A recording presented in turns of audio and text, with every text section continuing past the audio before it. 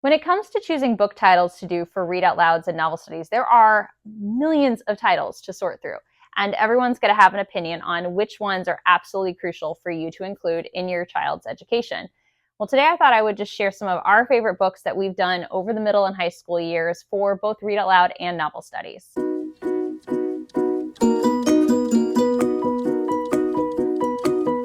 Hey guys, welcome back to my Practically Imperfect Life. If it's your first time here, welcome to my channel. My name's Abby. I'm a homeschooling mom of 2 high schoolers, and today I wanted to talk about books because I love books. This is one of 3 bookcases just in our homeschool room alone, and then I have bookcases in my room and in my kids' rooms. We have totes of books hiding under beds, books decorating bookshelves. They're everywhere in our home, and I love to try to add as many different types of books into our homeschool as possible, whether that be by choosing a curriculum that's based off living books, where you have lots of different types of books that you're going through for information, or if it means supplementing their curriculum with additional novels. We did this pretty heavily through middle school. We used BJU Press for their English classes, and I found it really easy to add in extra novel studies throughout the year to be able to kind of fill them up to our 180 days of school that we do. And I've actually continued to do that through high school, either adding in additional novels or just being selective on which types of novels that I work into the curriculum to try to give them a lot of different types of things to read, whether those be plays or short stories, nonfiction, fiction books, fantasy stories, historical fiction, biographies, just all kinds of different books. So today I thought I would share with you a couple, more than a couple. I actually have 4 big stacks of books in front of me, and I won't go through all of them because this video would be an hour long. But I thought I would go through some ones that we have actually used either as read out louds or as novel studies through the middle school and high school years so far, whether or not I think they're more appropriate for middle school or high school. And then if it was a book we used for a novel study, I'll let you know if there was a particular resource we used to help us study that book, or for the kids to follow along with as they were, doing different projects related to that book. So let's just go ahead and jump right on in and get started. So the first book that I have is The Call of the Wild by Jack London. This was a book that we did as a read out loud when my kids were in 7th and 8th grade, respectively. And it's a pretty short book, but it covers the story of a dog named Buck, rather large dog. And he was originally down in the continental US and then finds himself way up north in the Alaska, Canada region, where he essentially becomes a sled dog. And this really tells you the story kind of from Buck's perspective, and how the kind of the gentle, docile part of him starts to get replaced with more of his natural kind of wolf side instincts. And he starts to, figure out how things work among this pack. And there's all these different kind of adventures that go along with his journey up north. There are times of tragedy, times where he has to kind of fight to become the leader. There is a person that he bonds with, but ultimately it's about this call of the wild, hence the name of the book, that is kind of calling him away from domestic life into living as a part of a wild pack. It's a really interesting story. It definitely has some parts that are, they can be a little gruesome, especially when you're talking about dog fights and things like that. But you really do get to feel for this character of Buck. I would probably say if you have a more mature middle schooler, this would be okay for a read out loud at that age. If you are worried, if your kid's a little more sensitive to certain types of subjects and things like that, you may hold off and do this more as a high school read out loud. All right, the second book I have is called When the World Was Ours. This is one of my favorite young adult books, and I would highly recommend this for middle schoolers to read. This book takes place in the couple of years prior to the start of World War II, and then takes you up into the war. And we follow 3 friends who are originally in Austria. One of them is a young Jewish boy, one is a young Jewish girl, and the other is not. And his father is a German officer or a Nazi officer. And we start to see what happens. These young kids were best friends, absolute best friends when they were younger. And then things start to, go sideways. Suddenly, the two Jewish students are no longer allowed to attend school, and then all of the restrictions start, and then being moved to different places. And meanwhile, from the third young boy's perspective, we start to see his father really trying to instill that hatred of these Jewish friends of his in his son. How at a young age he was pushed and taught and, in a sense, kind of indoctrinated with this idea that he needs to hate these people that he once called friend. And we follow them through a couple of years where it takes them, and we see what happens as these three friends grow up going through this time and how things change for them. And we see the tragedy that befalls some of the families. We see the miracles that befall some of the families. And ultimately we see kind of the tragedy that happens when there are some reunions that occur between some of the friends, although in very different circumstances. I know that probably isn't giving a really great explanation of it, but I don't want to give away things that you'll find as you read this book. It's heartbreaking. I think any story that goes into World War II and the Holocaust are heartbreaking, but it's a beautifully told story. And like I said, it reads really easily, really well.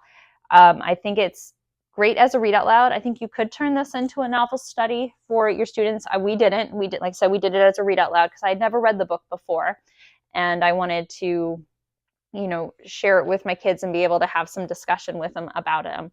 So, When the World Was Ours, you should definitely check it out.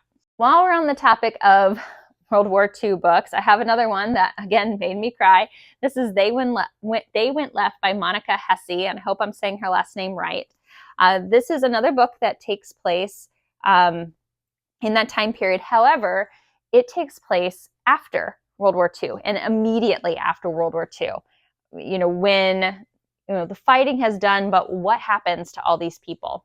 And we have a girl named Sophia, and she finds herself recovering after being rescued from a concentration camp. And she's had a lot of health issues. We find out a lot about kind of these lingering effects, both mentally and physically, that happened to a lot of Holocaust survivors, particularly those who were in the concentration camps. And she wants to try to find out if any of her family survived. She knows that her parents are dead, but she believes there's hope that she has a brother who still lives. And this is her journey to search for her brother. And it takes her across multiple countries and to different places and interacting with different people while she tries to uncover if any of her family is still alive, and this desperate search for her younger brother. Beautiful book. Definitely, I think, more appropriate for a high school age student. Again, this was a read out loud that we did, but it will make you cry, I promise, but definitely worth the read. All right, the next two I'll speak on real briefly because I have mentioned them in our group study videos, but recently we read a true story called Bound by Ice, which tells about a group that was traveling up to the Arctic in the late 1800s. They were attempting to be some of the first explorers to get up to the North Pole and find out what was there, and it follows the challenges and tragedies that kind of befell the crew. Probably the best thing I can say about this book is that it really highlights a lot of the misconceptions and the falsities that were told to a lot of explorers and that they believed as truth when they were starting to set out on these different types of expeditions. And unfortunately, it ended very poorly for most of this crew, but the book itself is a great read. We did this as a read out loud just this year, and I did really like it. I do think from the way it reads, you could read this both as a middle schooler or a high schooler. This would be a great book to work in if you're doing any kind of a history program and you'd like to bring in some, living books or some extra novels, or I think it's great as a read out loud on its own. Now I have a read out loud that would be a lot of fun for middle schoolers. This is actually a book series. This is called The Enchanted Forest. And if you've never heard of this, you are probably not alone. This was a series I stumbled upon back when I was in middle school, I think maybe 5th or 6th grade. And it's a 4-book series. First one is Dealing with Dragons, Searching for Dragons, Calling on Dragons, and then Talking to Dragons. So this is a 4-book series. It's obviously a fantasy series since we're dealing with dragons, but we have a main character named Princess Cimarine who wants absolutely nothing to do with being a princess. She would rather learn about magic and sword fighting and cooking, specifically cooking Cherry's Jubilee. And she decides she is not going to just live a boring princess life and marry a knight and rule in a castle. So she goes off and she befriends a dragon. And she convinces this dragon to let her have basically a job, living with the dragon, taking care of her treasure, cooking dinner, helping her entertain, and being like a companion. And so the 4-book series kind of tells the adventures of Cimarine and her dragon Kazul and all of the things that kind of happen. And it's got, there's, villains and wizards and witches and magic and dragons and knights and unusual princesses and things like that. And it's a fun 4-book series. But for a middle schooler just looking for some great books to read, the Enchanted Forest Chronicles are just a lot of fun. It's not like one of those wildly popular series that you've probably heard of, but just a great series of books to check out. Next up for high school read out loud, I have Fahrenheit 451. I say high school because I think the best part of this book is the way you can kind of tie it into current and recent events and be able to kind of analyze things that we see going on in the world today and how, the reality is that this book isn't that fictional when you think about it. Essentially, this takes place in the future where books are banned and firemen don't go out to fight like house fires. They go out to collect illegal books and burn them. And people are just totally engaged with these TVs. Like there's TVs that are just pumping information at them. That's how like the government gives them all of their information. And that's like their whole life, right? They are TV addicted, essentially. And then we have a fireman who basically finds like an illegal book, and it kind of starts this whole triggers this whole series of events where he starts to discover that things aren't all that they seem and that there is a lot that has been lost in what they are doing by burning books. It's a great novel. And we quite enjoyed it as a read out loud and prompted a lot of great family discussion as we went through it. Next up is a read out loud that we did in middle school, and this one is called Gentle Ben. And this story takes place up in the Alaskan wilderness. And we have a young boy named Mark who is a little bit weaker than the other kids. He had an older sibling who died, and it infected the whole family. He just doesn't feel like he quite fits in, and he doesn't feel like he's as strong as his brother was. His relationship with his father is rather strained. And the opportunity comes up to rescue this big grizzly bear, this bear that was being kept by someone and tortured basically and abused. And Mark befriends the bear secretly. And then when it comes time to being able to rescue him, his mother supports him in this and convinces his father to as well. And there's just this very unique relationship between this boy and this bear. Now, obviously, there's a lot of challenges that come up. The town is not particularly happy about this bear being on this family's property. And, some people kind of go out of their way to start to create trouble. I think, middle school students definitely would enjoy this. I think even some early high school students might love the story, again, just because it's a beautifully written book. The next book is one we did as a read out loud while my kids were in middle school. This book is called Johnny Tremaine. And again, this kind of focuses on the life of like your average person during the Revolutionary War. It starts off in 1773 in Boston. And our main character, his name is obviously Johnny Tremaine. He's 14 and he is an apprentice to a silversmith. And that's what he's training to do. But an accident renders one of his hands useless. And so he's no longer able to be an apprentice or really do any kind of, hands-on job because he can't use his one hand. Well, by, the twist of fate, he ends up being able to interact with famous people like Paul Revere and John Hancock and Sam Adams and other kind of founding fathers in those events that lead up to the Boston Tea Party, and he gets to become kind of a part of this group and helping them as we start pushing towards the revolution. Next up is another read out loud that we did called Unbroken, which is the true story of Louis Samporini. This probably sounds familiar because they had a movie that came out based on the book a couple of years ago, and then I think they did a sequel movie that kind of went, further in this gentleman's life. But this gentleman was a World War II hero. He was a famous runner who's destined for the Olympics, but then he had to go serve in the army in World War II, and he was in a plane that crashed in the ocean. He had to survive the ocean, then he was captured, and he was a prisoner of war. And then a large part of the story talks about what happened after that, all of the PTSD and the anger and the depression that kind of comes when you've been in that situation. And ultimately how he overcame it through his faith.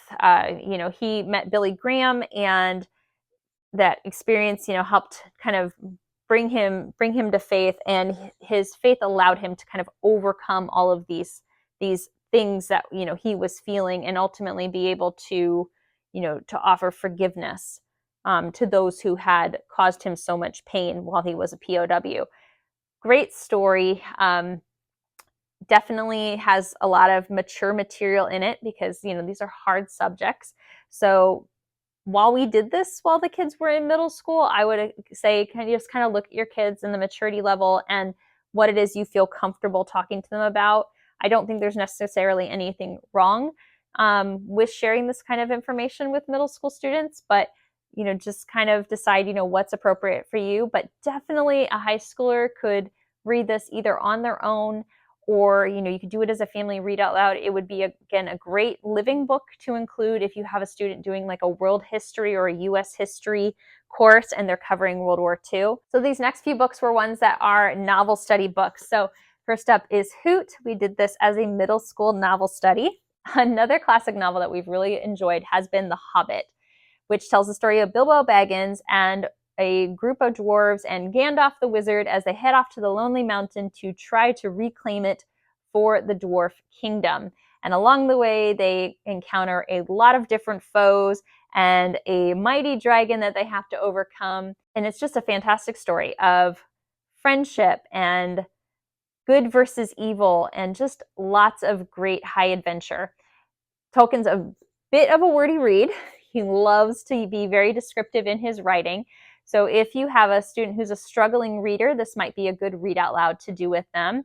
If you have a middle school student, you could definitely do this as a novel study. We are using it as a novel study. I chose to use, I believe it was from Memoria Press. We got the student and teacher book, and we are using that as a companion to this as we do it for a literature program. The next book I have is Echo, which, as you can see, is a rather thick book, but we used this as a novel study for both of my kids during the middle school years. We probably spent the better part of a month doing this book, again, because it's quite a heavy read. I'm just going to read the description from inside the cover because it provides a much better explanation of the story than I can. Lost and alone in a forbidden forest, Otto meets three mysterious sisters and suddenly finds himself entwined in a puzzling quest involving a prophecy, a promise, and a harmonica. Decades later, Frederick in Germany, Mike in Pennsylvania, Ivy in California, each in turn become interwoven when the very same harmonica lands in their lives. All the children face daunting challenges, rescuing a father, protecting a brother, holding a family together, and ultimately pulled by the invisible thread of destiny, their suspenseful solo stories converge in a crescendo. So this is kind of one of those books where you have, like I said, multiple stories going on, and then you find how ultimately they're all related to one another. Another thing I like to try to include in the literature studies for both of my kids is a study of Shakespeare.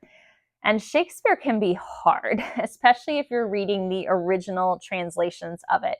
There's a lot of Old English language in there that we just don't use nowadays. A lot of terminology and phrases and just the way things were spoken that are difficult to decipher if you don't have something to guide you. And so that's where I have found Mr. Bruff's Guide to Books. So Mr. Bruff not only has a whole bunch of print books you can get, but he also had a YouTube channel as well that kind of gave you an explanation of what was going on in different acts in different Shakespearean plays. Now, I wanted to get my kids exposed to Shakespeare in middle school, so I tried to start with ones that I thought were a little more lighthearted. So in middle school, we did Much Ado About Nothing with both of them. And then my daughter has done Julius Caesar, and she did Macbeth, and my son did Macbeth last year as well. This year I don't have any Shakespeare lined up, but I plan to definitely have them each do one next year.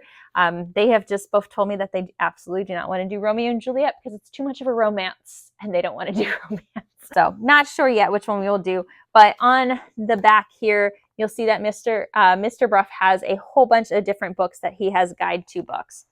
Why do I like these so much? Well, a couple of reasons. The big one is that on each page, on one side, he will have the original text. So how does the actual Shakespearean play read?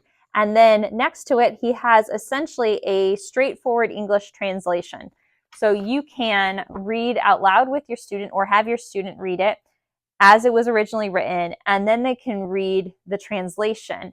That way they still get a feel for kind of the beauty of how Shakespeare wrote, but then they can, understand what it is that Shakespeare wrote. And I think this is just a great way to introduce a student to Shakespeare. Our next one is a rather old novel, and I honestly am not sure if you could still find it, but it's called The Narrative of a Revolutionary Soldier. So many books in history or history books focus on like those famous people, the ones that everyone knows. When you're talking about the Revolutionary War, you hear about George Washington and Ben Franklin and the Founding Fathers and things like that. But what about just the average soldier? What was it that motivated them? What were they fighting for? What was their daily life like? And this book tells it to you. So we have Joseph Plum Martin, who's a private in the Continental Army, and it takes you through what life was like for him during the war and dives into a bit of his convictions and his beliefs and why it was they were willing to go through all of this. How important was this cause of freedom and independence to him and to his fellow soldiers?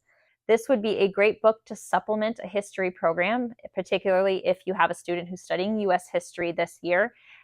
Good for both upper middle school and for high school age groups, I would say. And just a really interesting read and a good dive into the life of an everyday soldier. Next up is The Witch of Blackbird Pond. And this was a book that we did as a novel study for both of my kids when they were in middle school. Anyways, The Witch of Blackbird Pond tells about a gal named Kit, and she'd grown up in Barbados. And then her grandfather who raised her died, and she has to go live with the nearest family she has. So she's 16 years old, she's grown up in Barbados, and suddenly she has to go to a colony in Connecticut. And this is kind of during the time when we have, kind of early America colonization. So, it's very, very strict on how you behave and what you do, and things that are different and outside are kind of rejected. And particularly if you are a female and you don't kind of, follow all of their protocols, then you could be declared a witch. And she befriends a lady, her name is Hannah Tupper, and she is kind of thought to maybe be a witch.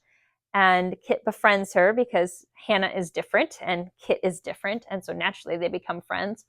And it kind of goes through the story of Kit as she develops this friendship with Hannah, which of course ends up causing problems for her. Next up is Touching Spirit Bear, which we used as a novel study. My son did this one, and he really liked this book.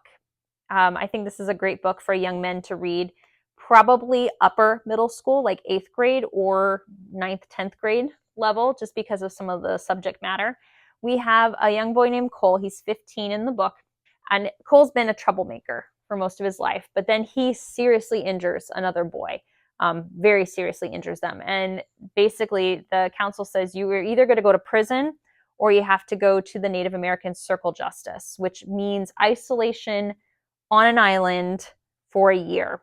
And he chooses that because he doesn't want to be behind bars. Well, the first couple of days that he's on this island, he gets mauled by this mysterious white bear and he almost dies. And then, of course he's going to be there for a year. So it's his recovery and his struggles, and, what is this bear that attacked him? And, that's where the title comes from, Touching Spirit Bear. And this is really about kind of internal growth and internal transformation. This young man has been essentially lost and lashing out at everybody in all of these destructive ways. And this is the story of his growth into a mature young man. Classic high school novel study that I had to include was Pride and Prejudice. I just had to find a way to include Jane Austen. I love Jane Austen novels. In fact, my daughter is named after a Jane Austen novel. Her name's Emma. And Pride and Prejudice, I thought, was a good one. My daughter had seen one of the movie versions, so that kind of gave her a little bit of an understanding of what the story was about prior to jumping in. But I particularly like this one because I think the characters, there's a lot of quite funny characters in it. The whole family of Elizabeth Bennet, I think, is just kind of a hoot to read about. And the conversations between her and Mr. Darcy, oh goodness, you just find yourself sometimes just rolling your eyes at this gentleman. She told me she did not like that it was a romance. She doesn't like romances, but she did think that the story was pretty good for a romance, is what she told me.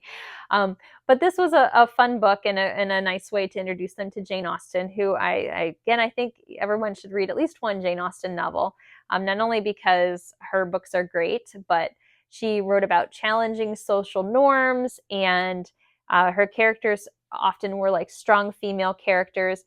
Plus, it was a bit of a rebellious thing for her to be writing these novels back in her days. So they told the story of, again, kind of the everyday person, and that's what I like about them. Another book we used for a middle school novel study was Red Scarf Girl. This was an interesting one that I stumbled across on like a reading list, and the more I looked into it, the more I thought, well, I need to include this. Because it's set in 1966 China, and we have a young girl who's smart, she's popular, her family's comfortable there, and then the Cultural Revolution starts in China.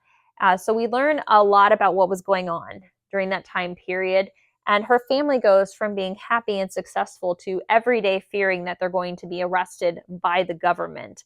And her father ultimately is arrested, and she has to decide whether or not she is going to turn her back on her family and testify against her father and, support the government, or if she's going to refuse to testify and risk her own future. So it was a great book to include in middle school because the main character is only 12. And so we get what is happening in her homeland from the perspective of a 12-year-old. So my kids both read this when they were about that same age. So it not only exposed them to a whole different country and a whole different time period, but what life was like under a different type of regime, and the difficulties that they faced. So it was a really interesting book. Again, we did a novel study with this, and I will link that novel study below for you, but very good book. All right, next up is Animal Farm, which I had both of my kids do as a novel study. And if you've never read Animal Farm, it's a weird book. It is a weird book to read. But it is a great metaphor for what can happen when socialism is introduced into a society. One of the famous quotes is that all animals are equal, but some animals are more equal than others. So it tells the story of a farm where we have, different kinds of animals, and they are frustrated that they are made to work the farm, and the only one who seems to prosper is the farmer.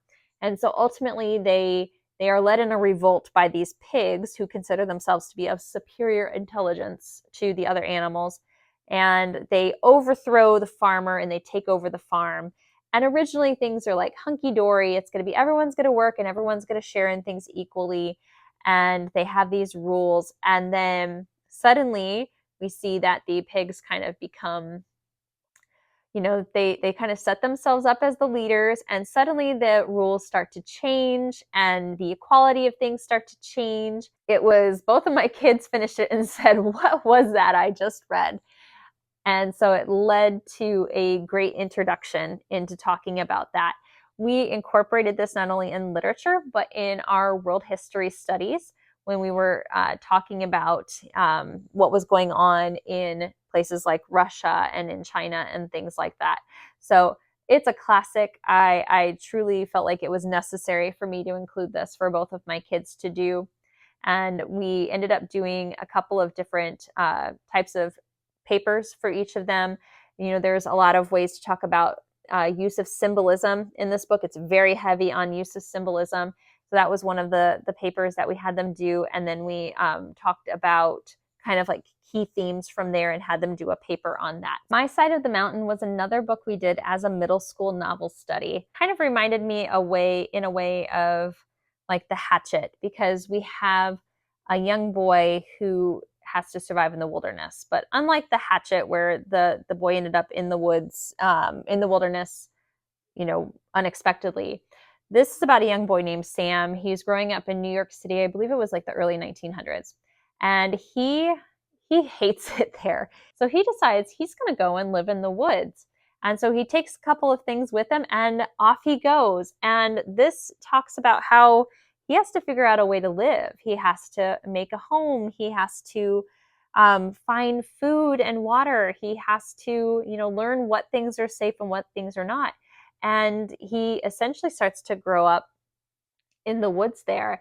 And so we get to see just how, you know, this little boy's mind works as he figures out, you know, how am I going to make this work? I think we did this maybe 6th grade for each of my kids as a novel study. Both quite enjoyed it because they could relate to the character, him being young, and, you know, the kinds of things he was trying to figure out. And the book kind of reads, you know, you can kind of see how this little boy's mind was working as he is discovering these things. So, cute little book. Shores Beyond Shores. We have actually not done this one yet. This one is on our list to do as a novel study as high schoolers. This is the true story of a World War II concentration camp survivor. The Swiss Family Robinson, another fun classic story about adventure on an island. This one we did as a novel study in middle school. For high school novel studies, just a few additional books that my daughter did. And again, you probably will recognize a lot of these titles, but she did Robinson Crusoe. She did The Man in the Iron Mask. And my daughter will be the first to tell you this was a bit of a difficult read for her to get through, partly because it's a long book and it's pretty wordy. The other thing that she said took her a bit was figuring out who all of the different characters were and their relationship to one another, and just kind of the whole setup with the French monarchy and the society at that time. She had never seen the movie, so, you know, the story was completely new to her. Once she kind of figured out, you know, who everyone was, she said it was a lot easier to finish, but it was a interesting read. She did The Adventures of Huckleberry Finn. I wanted to make sure to incorporate some just classic American literature, you know, some of the books from different time periods and famous American authors. The Great Gatsby.